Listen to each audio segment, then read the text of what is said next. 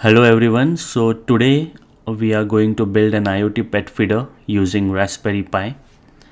So to do that, I'm going to build a very simple iOS app that is connected to internet, and we are going to use Raspberry Pi that is also connected to internet, and using this iOS app we are going to communicate with Raspberry Pi. What it means is basically we are going to use iOS app to control the servo motor that is connected to the Raspberry Pi. And in my future tutorials I am going to put this Raspberry Pi and servo motor inside this pet feeder. So I'll create a box, okay, and I'll fit this Raspberry Pi and a servo motor inside that box, so that this servo motor can control opening and closing of the flap which will be attached over here to dispense the food. So what it means is we are going to use this iOS app to control the opening and closing of the flap over here using servo motor to basically control the dispensing of the food. So this is a very basic IoT flow. So in real world there are multiple devices that are connected over internet and they communicate with each other, and we are going to see that in my future tutorials. So for today, let's build this flow. So to do that, I'll first show you what is the IoT pet feeder flow that we are going to build. Then we'll write a Python script on Raspberry Pi to rotate the servo motor. Then we'll create a Spring Boot microservice that will execute this Python script, and we are going to deploy this Spring Boot microservice on Raspberry Pi. Then we'll create an iOS app to call this Spring Boot microservice by click of an button. And then I'll show you the demo. So let's begin.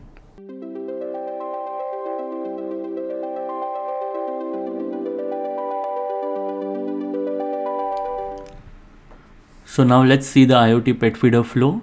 So we are going to build an iOS app which is going to control the pet feeder, which means that we will build this app using which we can control when we want to dispense the food from the pet feeder.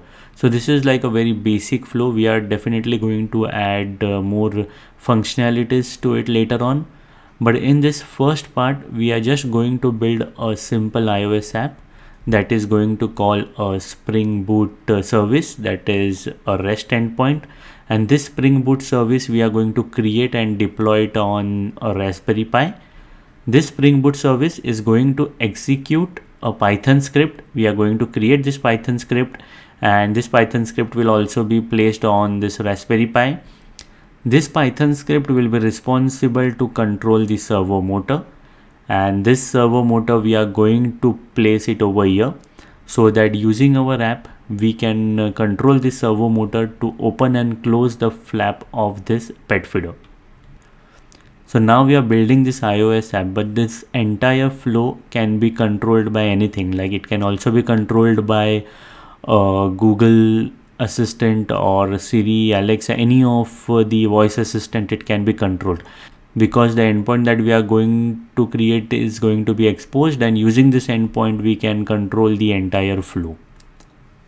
So now we are going to see how we can control servo motor with Raspberry Pi. We will need this when we are building our feeder, as we are going to use Raspberry Pi, and this Raspberry Pi will control the movement of the servo motor, basically control the angle at which the servo motor is going to rotate, which in turn will control the opening and closing of the flaps of our feeder.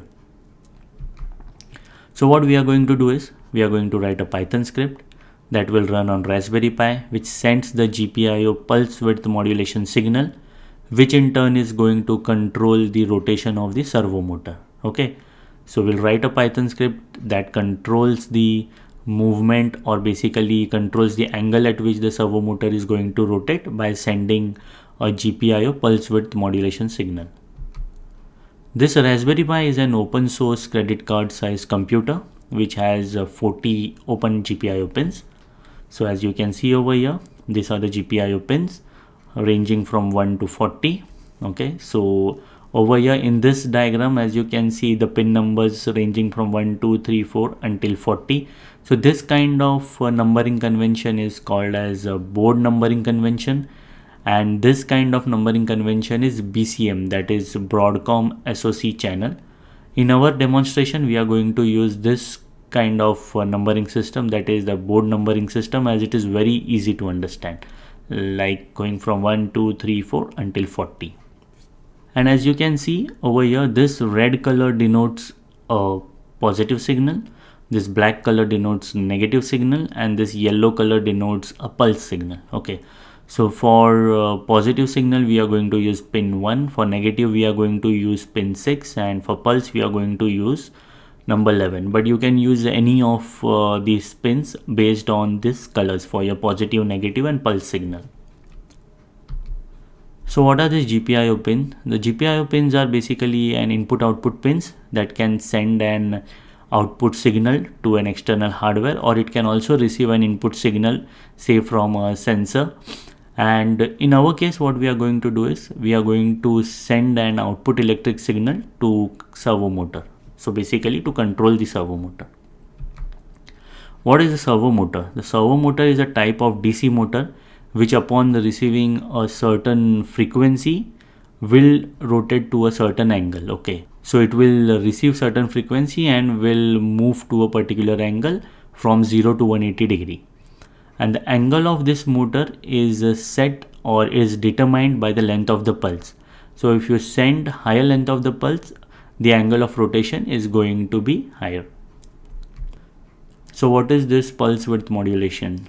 So pulse width, as by name you can see the duration of that particular pulse, and modulation is basically the interval at which this pulse width is going to be sent. Okay, so that is what is pulse width modulation.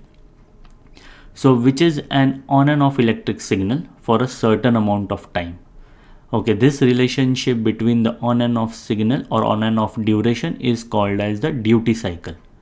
And the amount of time the signal is on, that is an on signal is sent, that will determine the angle of rotation of servo motor. So to explain it in very simple way, higher the duty cycle, larger is going to be the angle of rotation. Why? Because if the duty cycle is high, which means on signal is going to be sent for larger amount of time, which in turn is going to result for the larger angle of rotation. So to explain over here, in this table, as you can see, the duty cycle 2 corresponds to the angle of rotation of 0, duty cycle 7 corresponds to the angle of rotation of 90, and duty cycle 12 corresponds to the angle of rotation of 180. So the duty cycle ranges from 2 to 12, that is from 0 to 180, and if you keep on increasing the duty cycle, the angle of rotation is going to be increased. Okay, so if you want angle of rotation to be 45, then you have to select a duty cycle that is somewhere between 2 to 7, in mid of 2 to 7. And this duty cycle we can send using the Python script, and we are going to see how we can do that. So this is the connection that we are going to make. So from servo motor, this red wire will go to the positive, that is pin number 1. This black wire is going to go to negative, that is pin number 6, and this yellow wire that is going to go to pin number 11, that is the pulse. So this is the connection that I have made from my Raspberry Pi to the servo motor. So we will just concentrate on this particular wire that is coming from servo motor. This is just a jumper cable, that is a male-female connection. So let's see what this connection is. So first is this yellow or orange wire, that is a pulse wire to pin number 11. Okay, so this is pin 11, as you can see over here, this is the pin 11. Second is a positive to pin number 1, so that is this red wire going to pin number 1, as you can see over here, the pin number 1 for positive. Then is the negative to pin number 6, so this is like that purple wire or blackish wire that goes to pin number 6. As you can see, pin number 6 is for negative. Now let's see the Python script that we can write to control this rotation or to control the rotation of the servo motor. Now I have connected to my Raspberry Pi using PuTTY. Now let's quickly look into the Python script that is used to control the servo motor. So I'll open the Python script. So this is the Python script that controls the servo motor. Let's quickly look at the code. So first I'm importing the GPIO module, then importing the time module, then setting the GPIO mode to GPIO.board. So if I open the presentation, as you can see, there were two numbering conventions over here. That is, first was 1, 2, 3, 4 until 40. So this is the board convention, and this is the BCM convention. So as I said earlier, I am going to use the board convention as it is very easy to understand. So that is what has been set over here. That is, the mode is set to GPIO.board. Then for the GPIO setup, I'm saying that I'm going to send the pulse signal to pin number 11, that is GPIO.out, and then setting the pulse width modulation to the pin number 11, that is sending the pulse to this pin number 11 of 50 Hertz. Then saying servo.start with 0, which means basically the pulse is off at this moment, and then sleeping for 1 second. Now this code, like from here to here, is a very important code. So if I go back to the presentation, as you can see, the duty cycle 2 corresponds to angle of rotation 0, 7 to 90 degree and 12 to 180 degree. So in this example, what I'm going to do is I'm going to change the duty cycle or set the duty cycle to 7, which will move the servo motor to 90 degree of rotation, and then again set it back to 2 so that it will come back to 0 degree of rotation. So if you'll see over here in the code, first I am changing the duty cycle to 7, that will move it to 90 degree, then sleeping for 1 second, and then changing the duty cycle again to 2, which means bringing it back to 0 degree. Okay, so this part of the code is moving the servo motor first to 90 degree and then again getting it back to 0 degree. So let's see. I'll run this script. So now you can look at this servo motor. So as you see, first it moves to 90 degree and then comes back to 0 degree. I'll run it again. It moves to 90 and then comes back to 0. Now let's do some modification. So in this table, as we saw that if we change the duty cycle to 12, then the angle of rotation would be 180. So let's change the duty cycle to 12 now and see whether the rotation happens to 180 degree. So to do that, I'm going to change this duty cycle to 12. Okay, and I'll also change this print statement.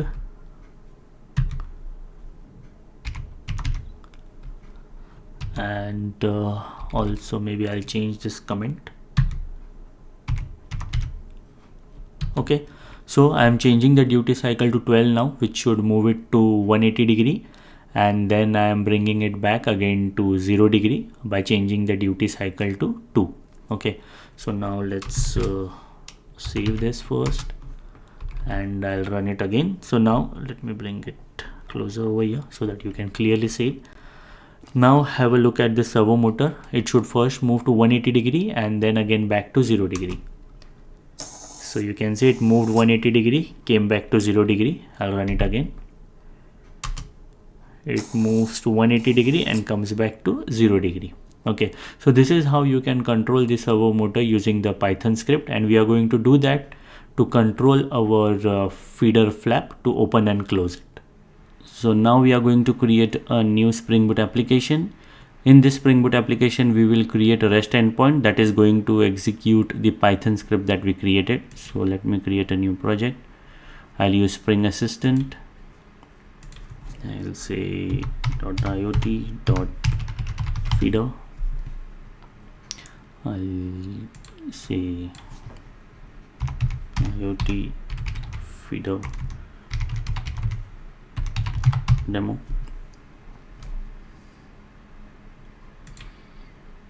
And project name, I'll say IoT feeder demo project for IoT feeder. Let me select Java 8. And in this dependencies, I'm just going to select web, Spring Web, as we are going to create the REST endpoint. So now a Spring Boot project is created called IoT Feeder Demo. Now let's just check in pom.xml. So you can see in pom.xml there's only one main dependency, that is a Spring Boot Starter Web, as we are going to create the REST endpoint. So as I already said, let's create the REST endpoint that is going to execute the Python script that we have created. So over here I'll create one package called controller. In that controller I'm going to create a Java class called feeder, and this will be our REST controller. So let's mark it. Let's create request mapping. I'll name this endpoint as feeder. Create a method named feed. I'll mark this as get mapping.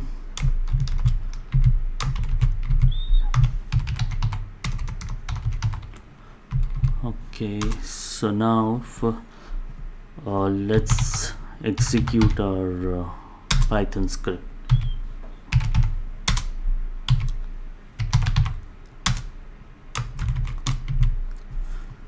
So over here I'm going to pass the command to execute the Python script that we created. So the name of our Python script was servo feeder. Let me quickly throw the exception over here.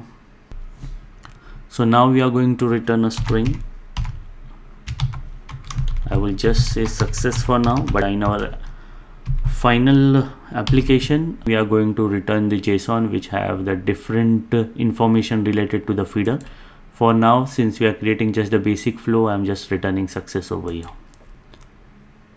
So now I'll run maven install to generate the jar. As you can see, the jar is generated.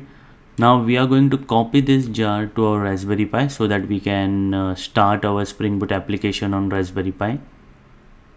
So this is the location where the jar is created, and I am using WinSAP to copy the jar from my system to Raspberry Pi. So let me just drag it over here.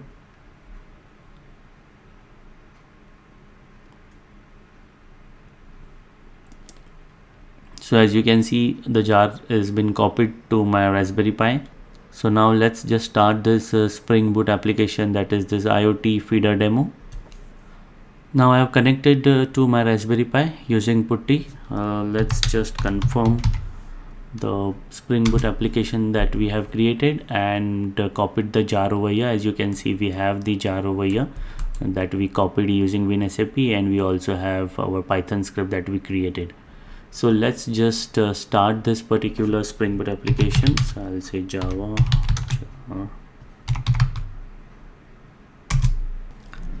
As you can see, our Spring Boot application is started on 8080 port. Now we will test our endpoint using Postman, and we'll also see how our servo motor gets executed when I hit that particular endpoint that we have created, that is /feeder/feed.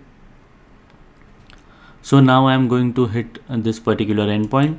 So once I hit this endpoint, it is going to execute the Python script that we created. So in our Python script, if you remember, we are rotating the servo motor at 180 degree. So let's just hit this endpoint now. As you can see, the servo motor is rotating at 180 degree. So now, as you have seen, we have deployed a Spring Boot application on Raspberry Pi, and we have exposed an REST endpoint.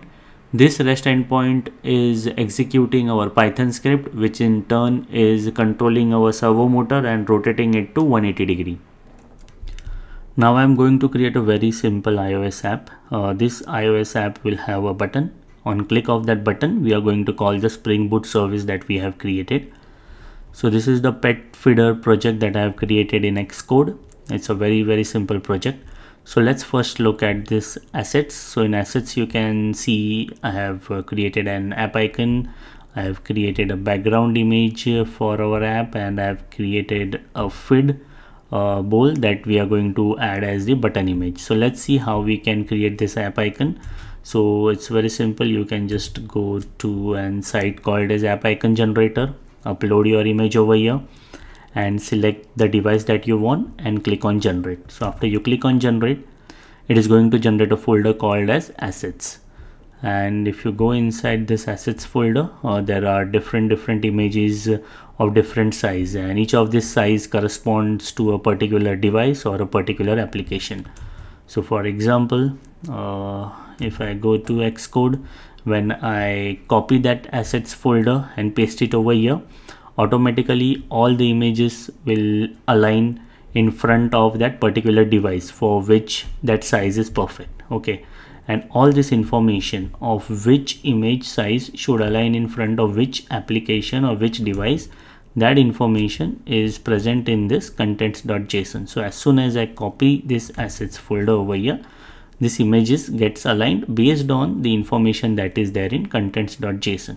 Okay, so now the next one is the background image, that is a simple dog image, and feeder bowl image that we are going to use for the background of the button. So now let's quickly write the code. Okay, so before going to the code, let me just show you the main storyboard as well. So in this main storyboard, I have done very simple things. So the background I have given as system indigo color. Then I have added an image view, and the background is a dog image that I showed you. Then I have added a UI button, and the background is a feeder bowl that also I have showed you in this assets. Okay, and you can add all this UI component by clicking on this plus symbol, select whatever UI component you want and drag it to this main canvas. Okay, now we are going to write a code which is basically going to be called when we click on this particular button. Okay, that is calling our Spring Boot service. So to do that, let me just quickly create a new file. This is a Swift file, feeder, and just click on create. So now our feeder.swift file is created. Now let's create a struct. So I'll name the struct as a feeder, and I'll say let feeder URL equals to, and I'm going to copy paste the URL of our Spring Boot service. Okay, and now let's create a simple function, that is a feed function. Here I'll say if let URL. Here I'm going to create an URL object. So in this URL object, we'll say string, and we'll give the feeder URL over here. So if this URL object is created without any error, in that case, let me create a URL session. In this URL session, we are going to use the default configuration, and on this session we are going to do a data task using the URL that we have created, and this is going to be a task, and then we are going to say task.resume. So now we have created the feed function. So what we have done is, in this feed function, using this URL session, we are going to call this web service that we have created. This web service in turn is going to call the Python script and control the angle of the servo motor rotation. Okay, so that is what this particular function is doing over here. Now what we need to do is, on click of our button, we need to call this particular feed function. Okay, So to do that, let me just open the main.storyboard, and in this main.storyboard, let's open the assistant.